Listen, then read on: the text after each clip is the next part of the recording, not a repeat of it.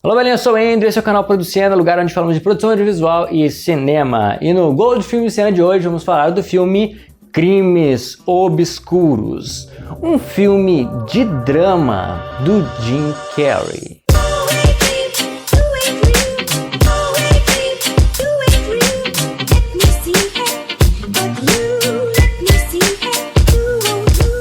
Dia 28 de fevereiro de 2019 foi lançado o filme Crimes Obscuros e hoje disponível no Amazon Prime, onde Tadek, interpretado por Jim Carrey, é um agente que acaba investigando um caso que antes fora encerrado, fechado, e encontra semelhanças desse caso no livro de um carinha chamado Christoph Kozlow, e ele começa a investigar a vida desse carinha e da sua namorada muito misteriosa. E com isso ele acaba adentrando no mundo de corrupção policial, de mentiras e de muito mistério. É um filme de mistério que traz muitas questões e muito drama, onde é o Jim Carrey que traz para nós toda essa emoção e essa ideia de detetive. E esse é um dos filmes que eu vou trazer do Jim Carrey, conhecido por muitos filmes de comédia, né? Eu trouxe primeiro agora no canal um filme de drama, porque é um filme que eu não tinha assistido ainda, eu queria muito assistir,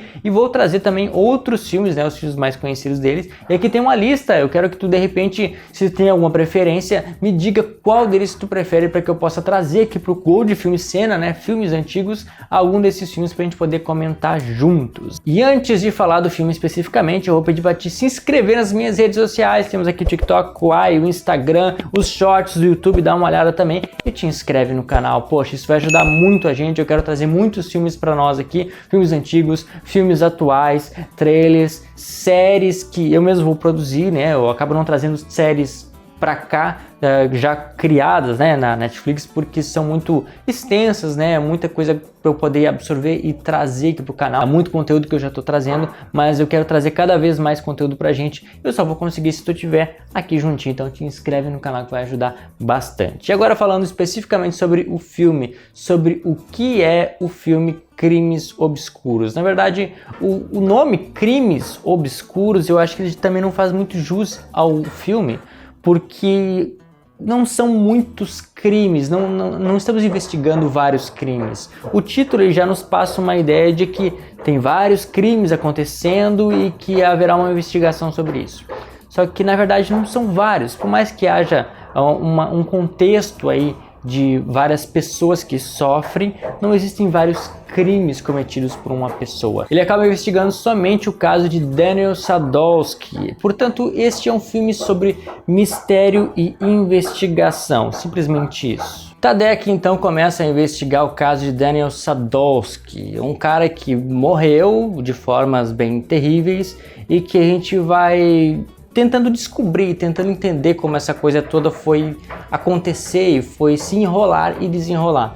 Porque é uma história um pouco complicada de tu perceber ela assistindo, mesmo assistindo o filme todo, né? Acho que é o tipo de filme que teria que assistir 2 vezes para entender um pouco melhor. E eu assisti uma vez só e mais alguns pedacinhos, então é uma história que não fica muito clara. E eu acho que nisso também eles acabam pecando, porque algumas coisas são um pouco complicadas de entender, outras são fáceis demais, então, enfim. Mas sobre ele começa a investigar numa pegada assim Sherlock Holmes, né? Umas primeiras cenas, ele tem um ajudante e ele pede, vem comigo, eu preciso da tua ajuda.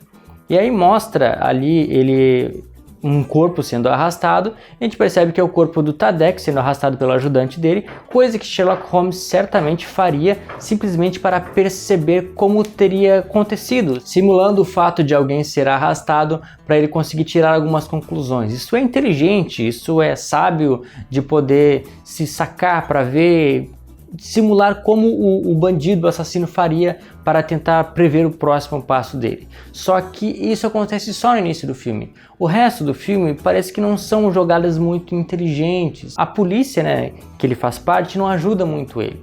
Tem um carinha que ajuda, só que esse carinha também tem segundas intenções. Pelo que a gente percebe, a polícia toda é corrupta. Inclusive esse carinha que é o superior dele diz, ó, tu é o único que sobrou de nós que não é corrupto. Inclusive ele mesmo que estava falando isso era corrupto, que a gente percebe depois que o que ele queria era simplesmente que alguém assumisse esse caso para dar uma outra resolução e o carinha que estava como delegado ali na frente, o Greg, ele acabasse saindo e esse superior dele tomasse o lugar para que tivesse uma história para contar e tal. Enfim, todo um esquema de corrupção, todo um nó, um embaralhar dessa história aí que tu vê que não necessariamente precisaria ter na história, né? O foco acaba não sendo muito na investigação, mas trazendo outros pontos, como esse do superior que queria tomar o lugar do delegado lá mais importante, que a mãe dele dizia, tu não vai me deixar morrer sozinha, né? Tu vai estar aqui comigo. E ele disse, não, claro mãe, eu vou estar aqui. E no final do filme ele estava tão envolvido com o caso, a investigação, que a mãe dele morre e sozinho ele não estava lá, né? São pequenas histórias paralelas, né, linhas secundárias que acabam não tendo muita importância na nossa história e acaba só preenchendo, sendo um enxerto no meio da nossa história. E o nosso personagem, o Tadek, ele não tem muita expressão, ele não tem muitas falas, o filme todo ele não traz muitas falas. Ele traz falas bem direcionadas para que a gente entenda o que está acontecendo, para que não precise ser falado, mas simplesmente mostrado, ok? Só que tem algumas coisas também que eles mostram, mas não mostram literalmente, não mostram direto, só que tem outro, né, de fatos acontecendo, sei lá, coisas escrevendo, pegando, mas tem outros fatos como uma cena de sexo que eu acho que não precisaria ter, né? Algumas coisas que ficaram muito explícitas sobre essas intimidades que eu acho que não era necessário poder trazer no filme à tona, né? De modo geral, eu acho que cenas assim não precisariam ser mostradas, evidenciadas. Tem outras formas de passar uma mensagem, né? Essas explícitas que tratam com a sexualidade das pessoas. Mas, ok, enfim, o nosso personagem não tem muita expressão. O filme todo ele é meio nebuloso, meio fechado, meio escuro, meio obscuro, né? São crimes obscuros, né? Ele traz essa temática para o filme inteiro, que de certa forma é um acerto, só que tudo fica muito nebuloso. O nosso personagem não se expressa muito. E eles trouxeram o Jim Carrey. Tudo bem que o Jim Carrey ele é expressivo para poder trazer uma expressão quando não há expressão. Eu acho que eles pensaram nesse sentido. Ok, se o nosso personagem é muito interiorizado, a gente precisa de alguém que consiga se expressar sem muitas dificuldades. E o Jim Carrey tem essas marcas de expressões, essa capacidade. Só que mesmo assim não é explorado muito o potencial do Jim Carrey no Tadek. Porque, por dois lados, né? Principalmente porque é um personagem que não se expressa muito. E eles, como eu falei, talvez escolheram o Jim Carrey para ter um pouco de expressividade sem precisar se expressar. Mas por outro lado, não estamos tão acostumados a ver o Jim Carrey tão introvertido assim, o que ficou um pouco estranho. O que nos leva a pensar também que não precisaria ser o Jim Carrey a fazer esta atuação, a ser esse personagem. Poderia ser qualquer outra pessoa, que eu acho que o filme ficaria da mesma forma. O Jim Carrey não conseguiu trazer um brilho. Culpa do Jim Carrey? Não. Culpa, eu acho que da direção, culpa da história, culpa do contexto que colocaram ele. Então, o Jim Carrey talvez não tenha sido a pessoa mais correta para isso. Ele, com certeza, se esforçou, trouxe ali uma ideia de detetive, de investigação, de mistério, tentou dar expressividades, só que eu acho que faltou alguma coisa e que o filme não conseguiu nos trazer essa coisa, esse sentimento, essa ideia de que existe uma profundidade, existe algo mais na vida dos personagens, algo acontecendo nos bastidores, né? E a Cássia, que a gente percebe que de início tudo se envolve ao redor do Kozlov, que é o nosso escritor, que inclusive tem uma cara de psicopata e faz expressões muito exageradas para mostrar que ele seria o nosso culpado, e que já vai apontando para que ele não é o culpado, né? Se a gente aponta muito para alguém dizendo não é esse,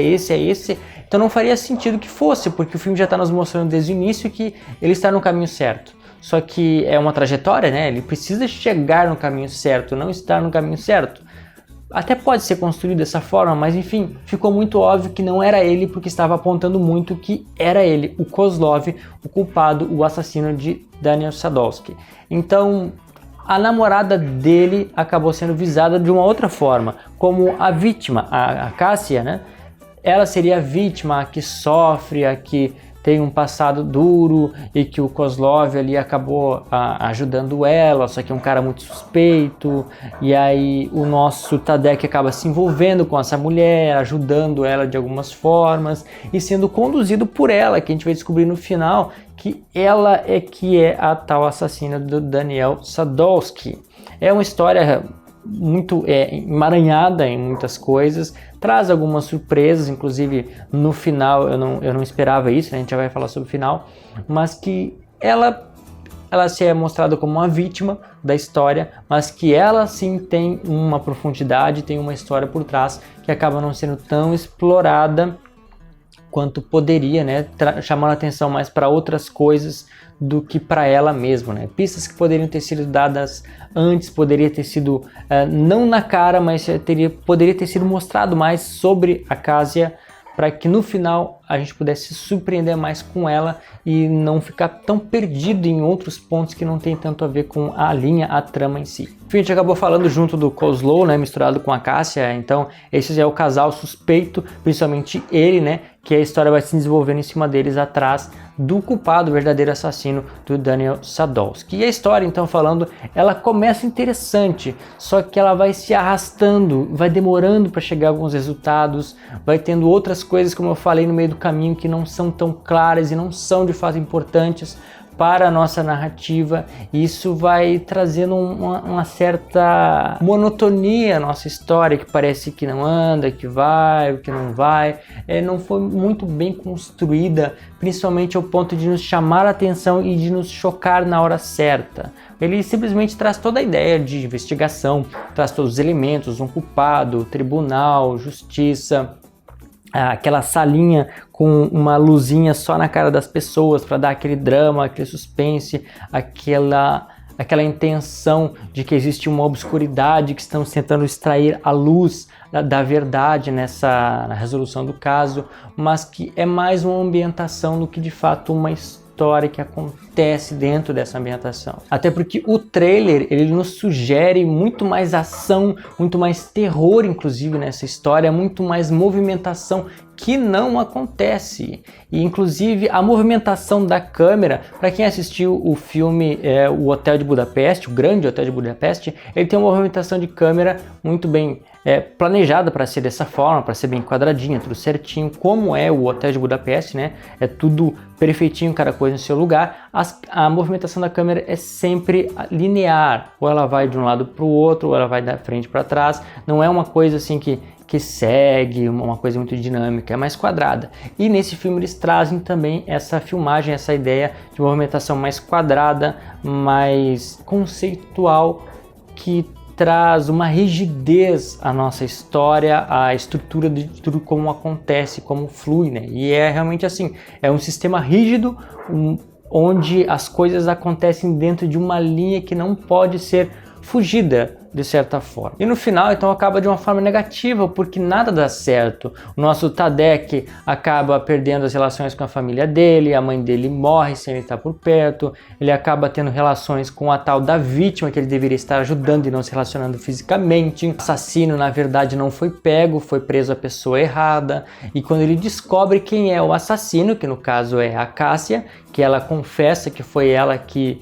estrangulou o tal do Daniel Sadowski, que também era um cara mau, não era um cara que precisava de justiça. Eu acho que a justiça, entre aspas, né, quem somos nós para fazer a justiça em nossas próprias mãos, mas eram todos pessoas culpadas, todas pessoas más. O Kozlov, a Cássia, o Daniel Sadowski, todos eram pessoas que de certa forma estavam num meio onde a morte era certa para eles, onde era drogas, prostituição, tudo coisa ruim.